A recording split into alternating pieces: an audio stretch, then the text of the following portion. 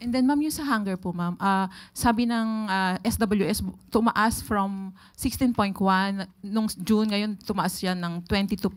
So despite nga yung effort ng government, meron tayo sa DSWD and meron din tayong 20 peso na rise from DA, parang yung hunger, ang laki ng tinaas niya, more than 5%. Ano po ang paliwanag ng palasyo? Huwag natin kalimutan na sunod-sunod ang kalamidad naranasan ng mga kababayan po natin. Ito po ay nakaapekto po ito sa patuloy po na pagtatrabaho ng ating pamahalaan, lalong-lalo na po ang DSWD para po maipababa ang hunger rate ng bansa.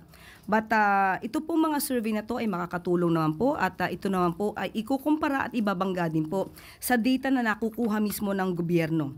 At tandaan po natin, hindi naman po tumitigil ang ating pamahalaan sa mga programa tulad ng mga walang gutom program, special feeding program, SIL, at yung binanggit po natin kahapon na tungkol sa mga kahirapan. Kaya po siguro naranasan natin to because of the calamities na sunod-sunod.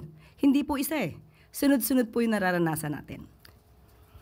And then another survey, ma'am, yung sa Okta naman, sabi bumaba pa rin yung trust and performance rating ni Pangulo despite nga yung effort nga na linisin yung government at yung ongoing investigation ng ICI. Ano po ang paliwanag natin dito? Pero nandun pa rin po, yung majority po ay nandun pa rin po yung kanilang trust sa ating Pangulo.